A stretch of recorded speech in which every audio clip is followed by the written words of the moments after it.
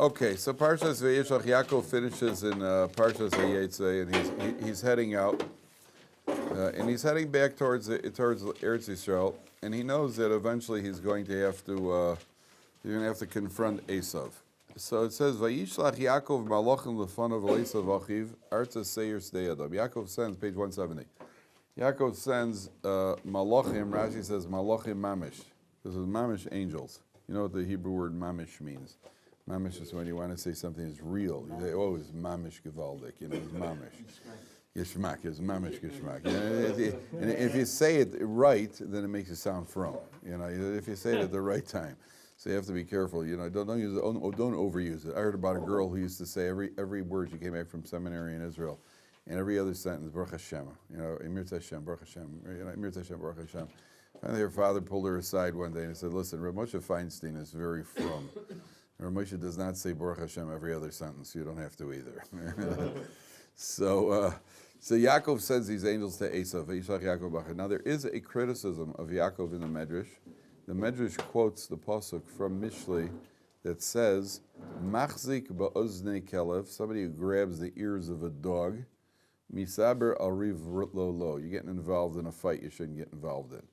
In other words, Yaakov, you know, theoretically you could have gone back without telling Esav. You should have gone back. What do you have to go and invite Esav to let him know you're coming back? You're almost inviting trouble.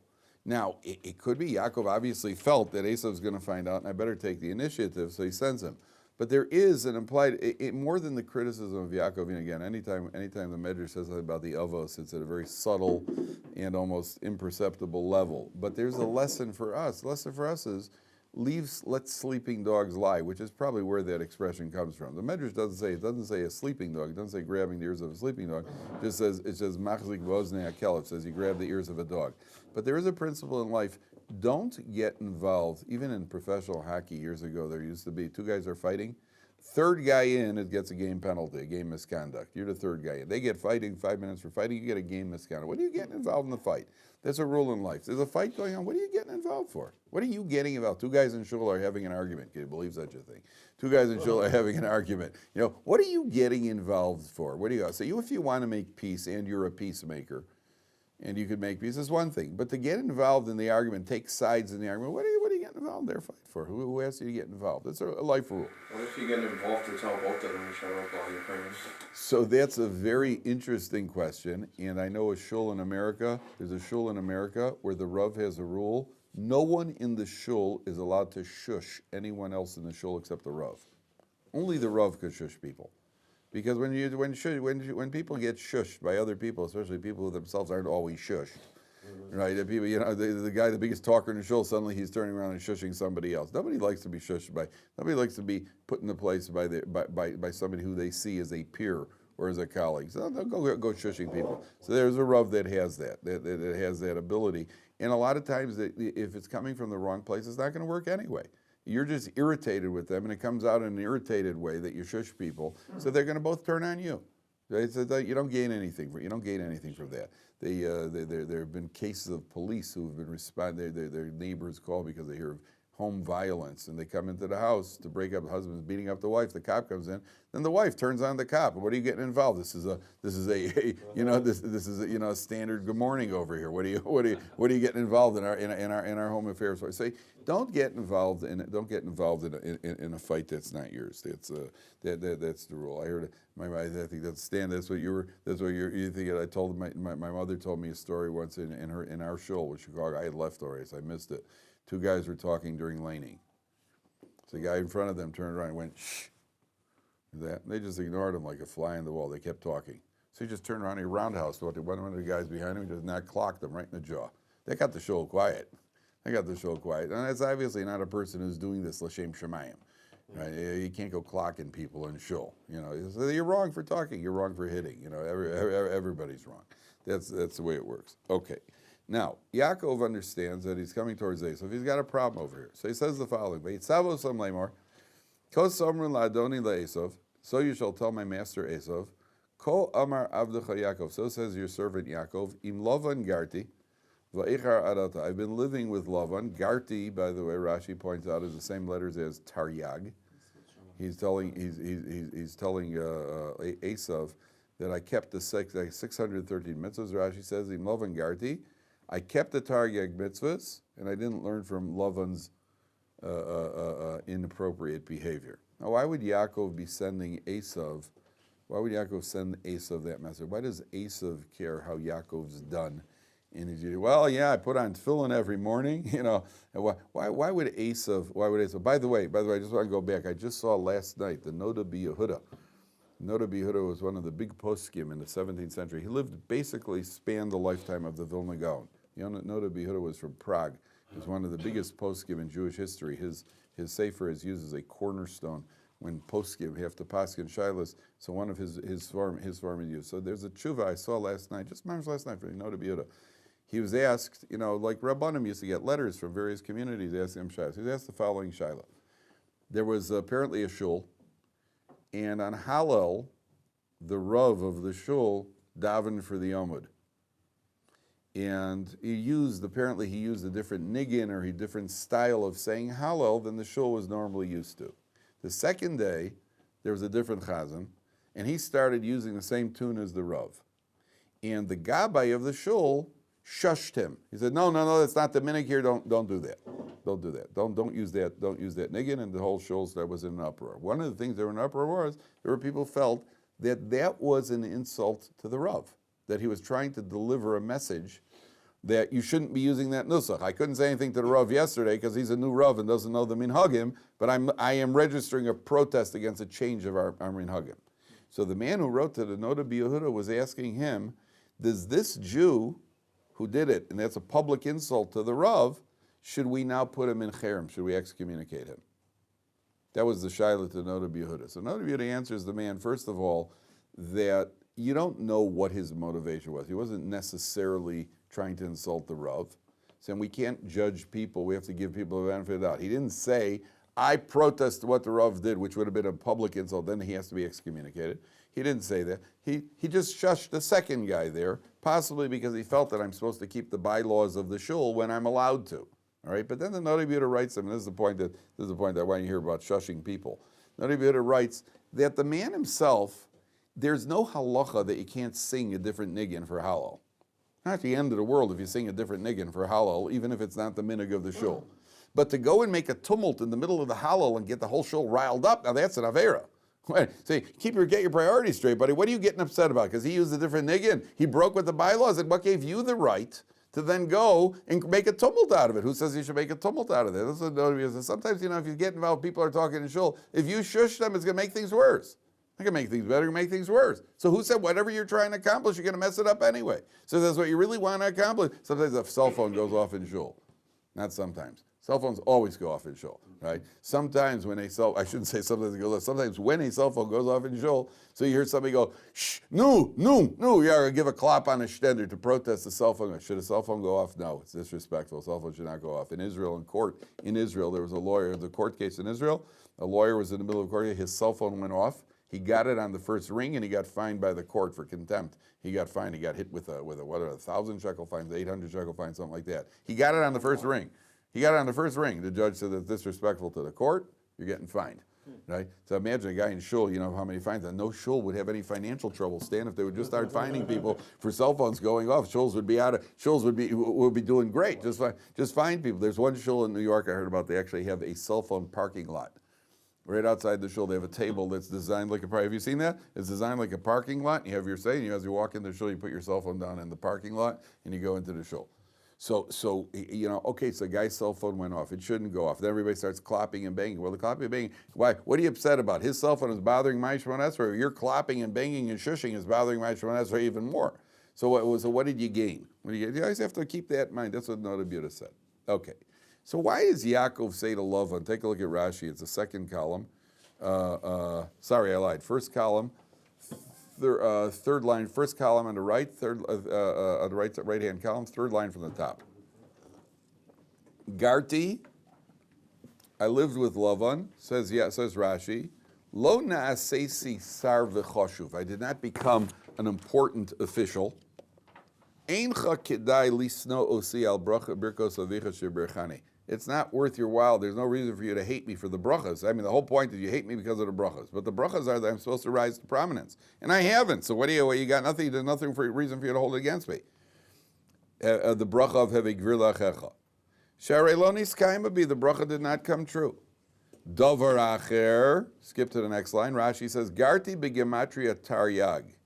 Klomar, that is to say, Im Lavan HaRoshan Garti, I lived with Lavan the Russia, V'taryag mitzvahs shemarti, I kept the 630 mitzvahs, V'lo lamaditi mimaisa v'roy, I did not learn from his evil ways.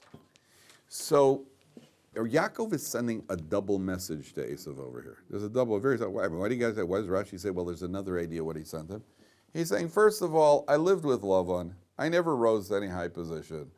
You know, I've never appointed an official. The brachas, you hate me because of the brachas, but the brachas didn't come true. You got no reason to hate me. And by the way, Garti means that I kept the Taryag mitzvahs. The brachas are that you're only going to overpower me if we become disloyal to the mitzvahs. So in case my first argument doesn't convince you, just keep in mind, by the way, just remember what those brachas were. Those brachas were that you will only dominate me when I'm a disloyal Jew. I've been keeping the 630 mitzvahs, so don't mess. That's what he says. Now, there's an idea here that where does 613 come from? You always hear of Taryag mitzvahs. You ever wonder, where'd you get the idea of 613 mitzvahs? No, it works in the other direction. Yeah, from pomegranates. Yeah, they pomegranates have 613 seeds. I can tell you, I counted one. I opened the pomegranate. Yeah, but rabbis have a lot of spare time. I opened the pomegranate. I counted the seeds. I got up to about 200 and something. There were not 630, not even close. I don't know where that rumor probably starts is that the Gemara says that even the lowliest of Jews is packed with mitzvahs like a pomegranate. So they probably said, well, if you're packed with mitzvahs, it must be 613, therefore they got it. That's where that came from. The Gemara says the lowliest Jew doesn't mean a Jew, it means a Jew who is a Torah observant Jew. But he may not be very conscientious, and we're not talking about somebody who's not Torah observant, there's Averas all day. The lowliest Jew is packed with mitzvahs like a pomegranate. You know, I mean, take a guy who you consider an average, happy-go-lucky Jew. He went to shul in the morning. He put on tefillin. He probably gave tzedakah. He came home. He complimented somebody. He went to Daf Yomi Shir. He's doing mitzvahs all day. That's just your average Jew. That's why I'm talking to Gedolei Ador. Your average Jew. We're packed with mitzvahs. Okay, let's not let it go to our heads yet. But we're packed with mitzvahs. Okay. More than that. The 613 mitzvahs, it's important. This is just fundamental. This is basic Judaism 101. 613 comes from the Gemara. The Gemara says there are 613 mitzvahs. That means we have a tradition that there are 613 mitzvahs. Now, there are subcategories of the mitzvahs because we have many thousands of mitzvahs. There are subcategories of mitzvahs, but there are said to be, when the Rambam counts the mitzvahs, he enumerates 613 mitzvahs. The Ramban enumerates 613 mitzvahs. The Sefer HaChinuch, the classic book on mitzvahs, enumerates 613 mitzvahs. Now, they don't all agree on how to count it. For example, you put on your tefillin. Is your head tefillin and your hand tefillin, is that two mitzvahs or is tefillin one mitzvah? All right, so, well, that's machlokas. There are different opinions. When you bring a korban, there are four basic actions when you bring a korban. Is the korban, the offering, the sacrifice, is it one mitzvah or is it four different mitzvahs? It doesn't matter. You remember those, those games? They give you blocks. They give you, they give you 15 pieces and you have to put together a shape. You have 15 of these little red plastic pieces put together in the shape of a house. There may be more than one way to do it as long as you end up with a house. Right, so they start with a given. Given there are 613 mitzvahs. Now count it any way you want. As long as you end up with 613, you're good.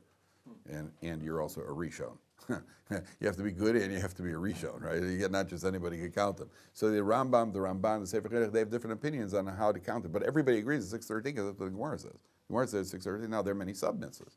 There are many subcategories of the mitzvahs. So for example, a kid once came to Rav Shlomo Zalman Auerbach. The kid was in a cheder. And we say a pasuk every day. Ratzah HaKadosh Baruch Hu lezakos es Yisrael. We don't say it every day. We say it at the end of learning. Kadosh Baruch Hu wanted to bring merit to the Jewish people. Lefichach hirba lahem Torah mitzvahs. Therefore, he gave Klal Yisrael a lot of Torah and mitzvahs. So the kid in a cheder, he raised his hand. He said, "If Hashem really liked us, He wouldn't give us so many mitzvahs. I mean, these mitzvahs. It's hard to do mitzvahs." So the Rebbe slapped him across the face for being a mechutzev. Right? Kid was very upset. So he's on his way home. He's on his way home. Lived in the Baijagan neighborhood. He's on his way home, and he sees Rav Shlomo Zalman Auerbach Zatzal. Sees Rav Shlomo Zalman standing around with his talmidim from the yeshiva. Shlomo Zalman is one of the Poskei Ador, one of the Gdolei Ador.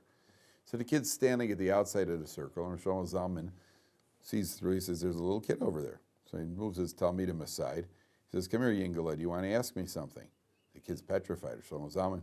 So he says, "Yeah, this is what happened in Cheder, and this was my question." He said, "And what did the Rebbe answer?" He says, "The Rebbe answered me with a slap across the face." So Shlomo Zalman said, "Okay, the Rebbe I'm going to deal with later. Rebbe I'm going to deal with later for slapping you. But I want to," he said, "You're asking a very good question. Why did HaKadosh Baruch Hu give us so many mitzvahs?" So Shlomo Zalman says, "Can I ask you a question? Do you get dressed every day?" He says, "Yeah." He says, "Do you know anybody in the world who doesn't?" He says, "No." He says, "We get dressed every day. Everybody gets dressed. So if you put on your right shoe and then your left shoe, and then you tie your left shoe, then your right shoe, you're going to do it anyway. And if you do it in the order the Torah tells you, so instead of just getting dressed, you're getting dressed and getting a mitzvah for it." He says, "Do you eat every day?" "Yeah." "You know anybody who doesn't eat?" "No." He says, "You eat every day. And what do you do before you eat? You make a bracha."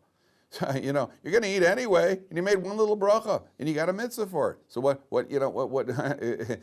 you only gain from that. That's what Shlomo Zalman explained to the kid. So we understand there are many mitzvahs that we do. Every time you do a bracha, it's a mitzvah. It doesn't necessarily have to be one of the 613, but that means that every time you're doing it, you're doing a mitzvah. That's the idea. And Ratzak Kodesh Baruch Hu, we have thousands of mitzvahs that we do every day. Okay? Now, so Yaakov sends Esav, he sends this message. Now, Vayomer Yaakov vahili shor v'chamor tzon ve'eved v'shifra. I have an ox and a donkey. Now, first of all, Yaakov uses the singular. I have an ox and a donkey, sheep, a slave, and a maidservant. So one opinion is that he's using it to tell Esav, "Don't worry, I didn't get that rich." The other opinion is, no, it's a style of speech, like you say many a time, right? Many a time. It's just a style of speech. I got plenty, and I'm telling you this in order to find favor in your eyes. Why would Esav be pleased to hear that Yaakov has a lot? Why would Esav? Yaakov says, "Here, I tell you, I made my own. I've got ox and donkeys and sheep and cattle and slaves, and I'm letting you know this in order to find favor in your eyes." Why would he find favor? Yeah. Because Yitzhak's blessing to him was that he would have lots of grain, lots of stuff that grows from the ground. This is all included in the bracha. It's all included in the bracha. It's not limited to grain. If you have grain, you can sell it and buy a house. That's not limited. What do you say, Shlomo? Maybe he's saying that we could work something out. Okay, later he's going to definitely try to do that. Later he's going to bribe him. He's going to openly bribe him. Yeah. Besides, what else? Yeah, you're right. But what else? If my good parts of the bracha came to fruition, then your good stuff is going to come too. Interesting. Could be. So I saw one of the commentaries like this. How do you feel? Hey Shlomo, how you doing? Things are good. How do you like yeshiva? Learning a lot? Yeah, everything's good. Everything great. Shlomo, by the way, could I borrow $20? Right? What does that tell you? That's the only reason I was talking to you. The guy calls you up, "Hi, how are you? Everything good? How's the family?" Yeah. What would you like? Well, what would you like? You called me up to find out how my family is? What would you like? So Yaakov understands human nature. If he's going to Esav, "Hi Esav, love to see you." Yeah, wonder why. Yeah. What do you need? What do you need? And Yaakov says, "I don't need anything. I'm not here for anything. I don't want anything. I have plenty. I want to see you because of who you are. Not for any other reason." That will please Esav. I'm not here because I need anything. I always tell people when you call teachers with your kids in school, the parents tend to do the following. You call the teacher, "Hi, Rabbi Plony, yeah, my son really enjoys your class. Really, he's learning so much this year. I've never seen him so happy. By the way, could you move him up to the front of the class? He's having trouble seeing from the back of the room." Right? You just blew it.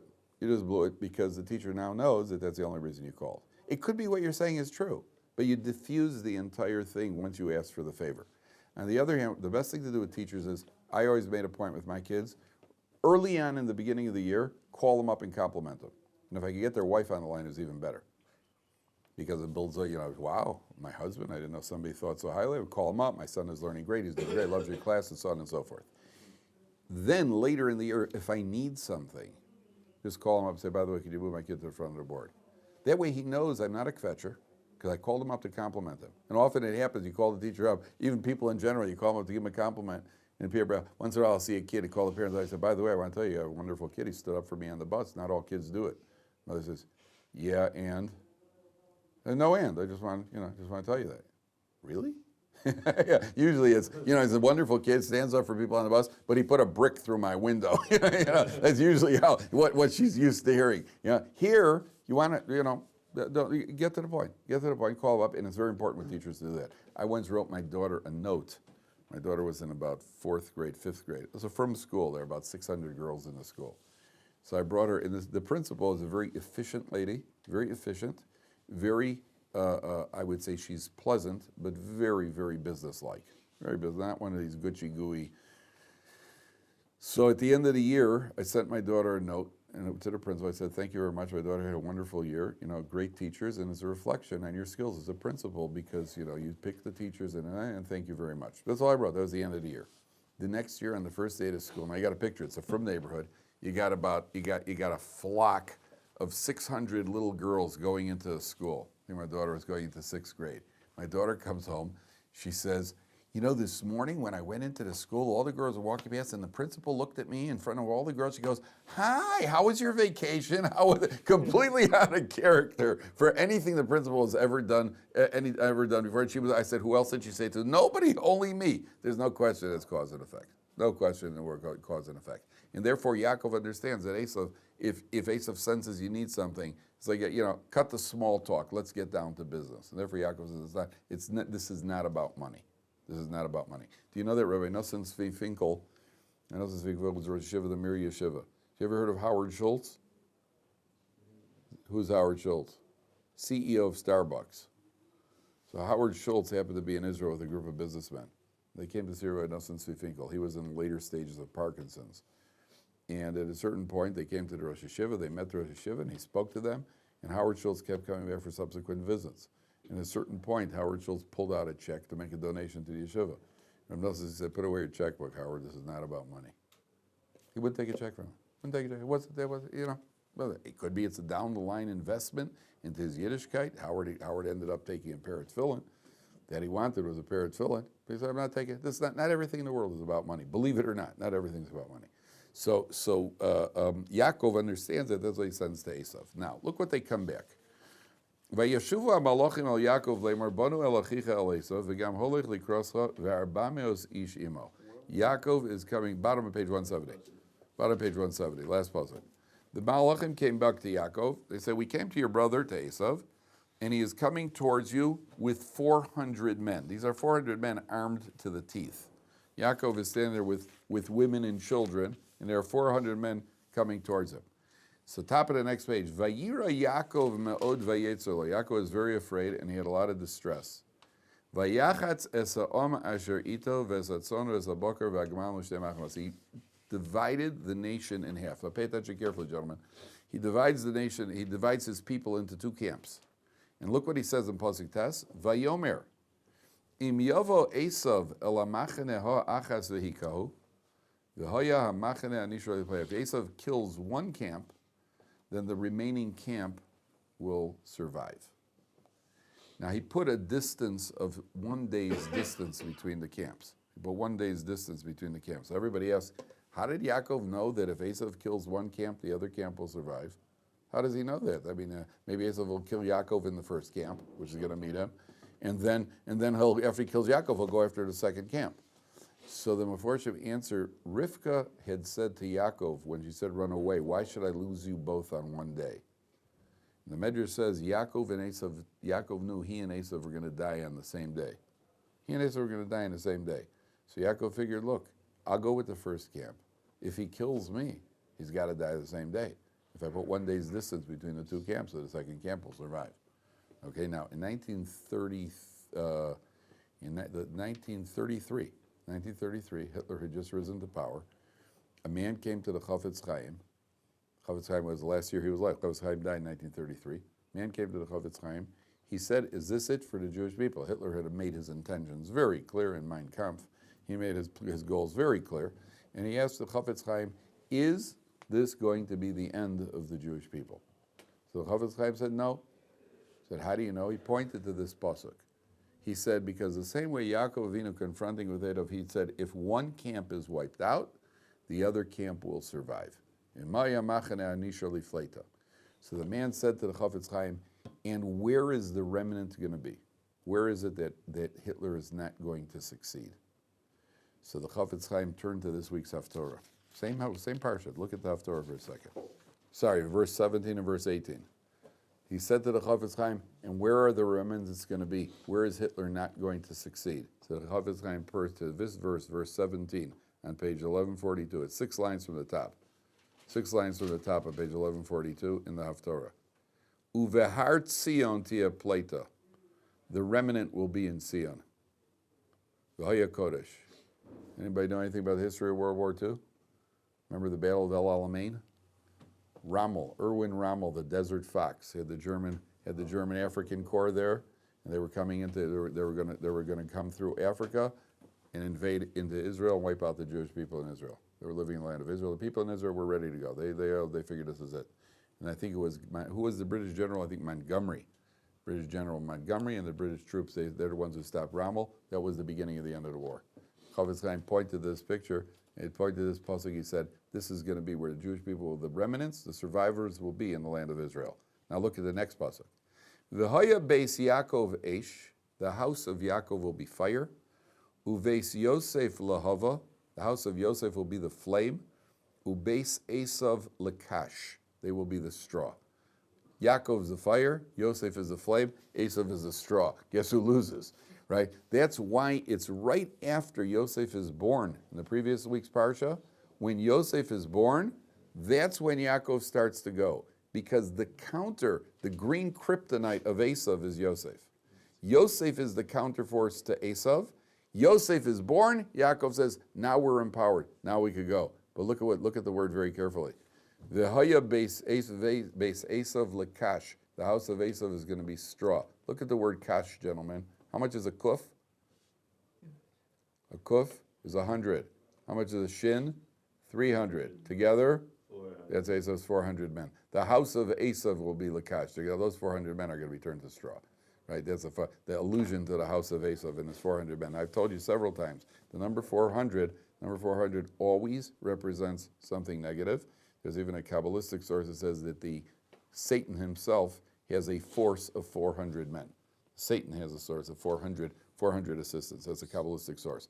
So 666 is not... 666 is the Omen, and I don't know of any source that says 666 it could be very well that there's some devilish source for that, for 666. I don't know of any Torah source that says 666, and I only know that Arab license plates all started with 666 for a while, but I don't know of any. What do you really? They had the Arab license plate all started with the 666. That's how you know it was Arab license plate. But I don't know. That's the Omen, the movie The Omen. The devil is he finds in his scalp a 666. Yeah, I had nightmares from that movie for weeks. For weeks I had nightmares. Damien! I had nightmares for weeks. I was absolutely petrified. So what do you call it? Yeah, that was terrible. See, I watched the whole thing too. I was absolutely frightened. I was petrified. So base Esav is lakash. Base Esav will be straw. Take a look back at that pasuk ches for a second. Now this is going to need a little bit of background. Take a look at the top of page 172. So it says Vayira Vayetzer. It says Vayira Vayetzer. Yaakov was afraid and he had a lot of distress. Top of page 172, I'm reading in Rashi. Okay, top of page 172, I'm reading the top Rashi in the right column. Vayira Vayetzer. Says Rashi, what was Yaakov afraid of and what was causing him distress? Vayira Shema Yehareg. He was afraid that he might be killed. Vayetzer lo, but he had a lot of distress, im yaharoghu es acherim, if he will kill others. He was afraid that he'd be killed, and he was distressed that he would have to kill other people. I mean, if you got to, you got to, but it's not something we want to do with a lot of joy. Okay, now, I'm going to listen to this. Are you familiar with the idea that the Gemara says there was a Caesar who went over to the Jewish side? You know who it was? You ever hear of Nero?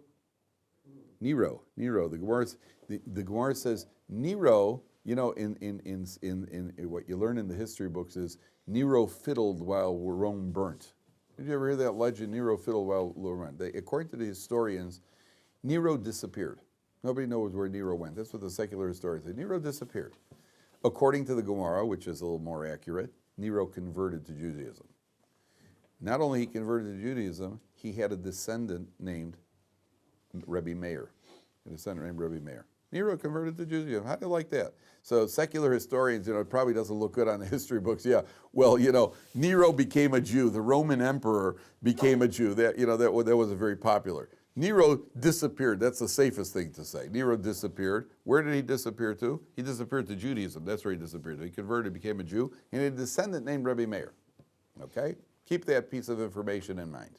All right? Now, where does the Roman Empire come from, obviously? From Esav. They're descendants of Esav. Now, have you ever heard of Acher in the Gemara? Acher, Elisha ben Avuya. Acher, the other one, the one we don't talk about. Elisha ben Avuya is the one Tana that we find. He's the only Tana we find in Shas who became a renegade. Acher went off, Elisha ben Avuya, he went off the derech. And therefore, but he's quoted, Elisha ben Avuya, he's even quoted in Pirkei Avos, but after he went off, anything he's quoted as saying before he went off, he's quoted by his name, Elisha ben Avuya. After he went off, anything that he said, we quote him as Acher, Acher, the other one, the one that we don't mention by name. Okay? Now, he had a disciple. You know what his disciple's name was? Rebbe Mayor. Rebbe Mayor was a disciple of Acher. There's a famous story. The Gemara says that Rebbe Mayor was walking on Shabbos, and Acher was riding on a horse. And they were coming to the 2,000 amma limit, city limit. So Acher said to Rebbe Mayor, hey, you're almost at the limit, turn back. So Rebbe Mayor turned to Acher, said to his Rebbe Acher, he said, you turn back also. But he wasn't talking about Shabbos. He was talking about turning back. Acher said, no, I already heard a heavenly voice that says, no hope for me. I can't do tshuva. Okay, that's the famous story of Acher. Acher died, and when Acher died, there was fire coming out of his, when Acher died, there was a tumult in the heavens. They didn't know what to do with him. We couldn't put him in Gan Eden, because he'd done so many Averas. Immorality, according to one opinion, murder. They couldn't put him in Gan Eden. They couldn't put him in Gehenna, because he had learned so much Torah. So he didn't know what to do with it. He was in a state of limbo. So Rebbe Mayor said, listen, I can't leave the Rebbe in a state of limbo. How they knew that was a status, Roja Code. I can't leave the Rebbe. When I die, you're going to see smoke coming out of his grave. When I die, you're going to see smoke coming out of his grave. I'll get the Rebbe into Gehenna. Isn't that a strange statement? Isn't that a strange statement? Yeah. So let me ask you a question. What's the only thing worse than being in the dentist's chair? Waiting for it. That's correct. The only thing worse is having a toothache and being in the waiting room, hearing other people yowling and smelling, what do you call it, tooth enamel as they're getting drilled. That's the only thing worse. You're on your way to a banquet. You go to one of these all-you-can-eat restaurants. It's an all-you-can-eat restaurant. It's all there, free. And all of a sudden you get this throbbing tooth pain. What do you want more than anything else? Get to the dentist and get into the chair. You go to the dentist's office, waiting room for you. And they don't even have any gas that they put you on. Right? They don't even have gas. That happened to me once, by the way. Oh, what a beautiful day that was. I went to the dentist, and I was waiting. He put me they had like different rooms where he goes from one room to the other. So the receptionist, she puts me in this room and said, dentist will be with you in a few minutes. And she already put the mask on me with the gas, the laughing gas. And he forgot about me. Right? He went to the next patient. She comes in about a half hour later. Oh, I'd never had a better trip to the dentist. She comes in about a half hour later. She goes, oh, you're still here? Oh, he didn't go. Oh. I said, yeah, it's fine. Tell him take his time. We're good over here. My own dentist told me that when they would pass some of their state boards, the dentists in dental school, they would celebrate this. They'd passing the test. They'd go upstairs to the lab and put on some, get some laughing gas. So you're in the waiting room. There's no laughing gas. You're waiting to get into the dentist's chair. You finally get into the chair. Once they take care of your tooth, now you can go to the banquet. Rebbe Mayor said, my Rebbe's in a state of limbo. He's in the waiting room. When I die, I'm going to get him into Gehenna. I'm going to get him together because it's part of the cleansing process. And the sign will be that you'll see smoke coming out of his grave. So the Gemara in Chagiga. The Gemara says Rebbe Mayor died, and after Rebbe Mayor died, the smoke came out of the grave. Rabbi Yochanan came along, and Rabbi Yochanan said, there's no trick to get the Rebbe into Gehenna. The trick is to get him out of Gehenna. When I die, I'll get him out of Gehenna into the world, into Gan Eden, and the sign will be the smoke will stop coming out of his grave. And Rabbi Yochanan died, and sure enough, the smoke stopped coming out of Acher's grave. There's only one footnote to the story, which Rav Dessler points out. Rav Dessler points out that there was approximately 100 years between Rebbe Mayor and Rabbi Yochanan. Oh, wow. Yeah, he was smoking for 100 years. Yeah. It sounds like you think, well, this is one line, Rebbe Mayor, and next line is Rabbi Yochanan, so it's kind of boom, boom. Well, the boom, boom was 100 years. Now, why I bring up all of this? What was Acher's name? Different. Well, who was Acher? Acher is Elisha ben Avuya, right? Who's his Talmud? Rebbe Mayor. Whenever Rebbe Mayor says something in the name of that he learned from his Rebbe Acher, the Gemara does not quote him as Rebbe Mayor. The Gemara says, Acherim omrim, others say. Others say. Others means Rebbe Mayor saying something in the name of Acher. Okay, so Rebbe Mayor is who? Rebbe Mayor is Acherim. He comes from Nero, who is a descendant of Esav. Okay, take a look now. Let's read that Rashi again. It reads a little different. Top line on page 172, top Rashi. Vayira vayetzer, Vayira, Yaakov was afraid Shema Yehoreg, that he might be killed. Vayetzer lo im yaharog hu es acherim, he might kill acherim. If he kills Esav, he's going to prevent Rebbe Mayor from ever coming to the world. Rebbe Mayor is acherim. That's what Yaakov is really worried about. Kill Esav, be a pleasure.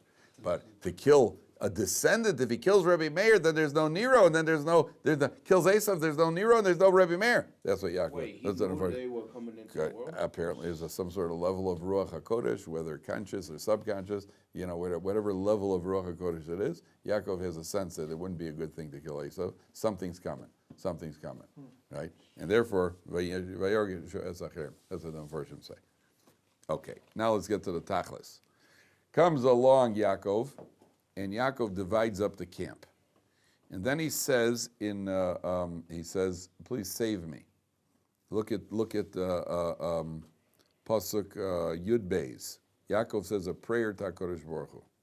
So the prayer to HaKadosh Baruch Hu. Pasuk Yud Beis, 8 lines from the top. Hatzileni na, please save me now. No, in this context really means now. How does the Art Scroll translate it? How does the Art Scroll? Rescue me, please. See, na could be translated as please, na could be translated as now. Hatzileni na, please save me now. Miyad achi, from the hands of my brother Miyad Esav. Ki yorei anochi, so I fear him, ped yovo ve'ikani im alabanim. I'm worried that he'll smite me, mother and children. So, many commentaries here. Everybody, this is one of the most common concepts that's yanked out of this pasuk over here. Who does Yaakov say to save me from? Save me from my brother, save me from Esav. Well, one's sufficient, save me from my brother, or save me from Esav. Why does he identify him 2 ways? The answer is there are 2 dangers of Esav. The 2 aspects of Esav that are dangerous. There's Esav the killer, there's Esav the brother. And the Jewish people have suffered on both counts. There's Esav who's killed us, and there's Esav who's brought us in, who's been very receptive to us. There have been more Jews lost. I don't know how they make these calculations, but there have been more Jews lost to intermarriage than there have been to the Holocaust. That's the brotherliness of Esav, and that's what's put first. When Yaakov says a prayer, he says, save me from my brother, from Esav. What's Yaakov afraid of more? Throughout Jewish history, we need to be saved from 2 aspects of Esav. When Esav is brotherly, and when Esav is on the warpath. And Yaakov puts the brotherliness first, because that's the priority. There have been more Jews. I don't know how they make these calculations. But whatever they calculate, how many Jews would have been born if all these Jews wouldn't have intermarried, so now we're missing all these Jews. That's saved me for the brotherliness of Esav. Now, sometimes Esav saves us. Sometimes Esav himself saves us. Esav rejects that brotherliness when Hitler made a law that everybody has, I think, what was it, 1/4 Jewish or 1/8 Jewish, you die. He didn't care, and Hitler didn't look at father, patrilineal descent, matrilineal descent. You're Jewish, you got any Jewish blood, you die. That's why sometimes people, the Reform sometimes argue, because we say the Orthodox, obviously we go with halachic status. If your mother's Jewish, you're Jewish. Sometimes people will make a very emotional but a totally illogical argument. Well, Hitler didn't look at whether your mother or father. Yeah, but Hitler wasn't a rabbi. Hitler wasn't keeping halacha. Hitler had his own agenda, so that doesn't mean anything from how we determine whether or not somebody is Jewish. But that's what Yaakov says, save me from the brother Esav. And by the way, they'll always snuff you out. One way or another, they get tired. When the Jews blend in too much, there are many intermarriages that have broken up because at some point when they're fighting over money, husband wouldn't give his wife the credit cards. You cheap Jew. And that's the beginning of the end. The Jew always comes out. The Jew's working in the office. He's changed his name to Peterson. That's a second change. Originally it was Thompson. Then he made it Peterson. It started up. Is that your name? Yeah. No kidding. I meant his first name. His first name was Thompson Peterson. So you get the Jew who's working in the office, and he's disguised his Judaism very well. And eventually one day they bring up free. They have free Danishes in the office, and the Jew say, "Hey, free!" And everybody look, there's the Jew. Rabbi Weinbach. It never fails. I once bought my wife a refrigerator. I had to buy it for her. I bought it for us, a freezer, and we need a new freezer. I think it cost about 2,000 shekels, something like that. It came with a free pen. That's all my wife was talking about was the pen. Right? Wow, I just put down 2,000 shekels, girl. She's talking about the pen. So the Jew always comes out. Rav Weinbach once said, you could change your Moses, but you can't change your noses. Right? They'll always sniff us out. So sometimes they tolerate us, sometimes they don't. But when they tolerate us, that's the worst thing for the Jewish people. Jews get too comfortable in the society, and Jews get in Germany. There's rampant intermarriage. Eventually, they spit them out. But many Jews were lost to Judaism as a result. Okay, we'll stop here, gentlemen. Continue your environment.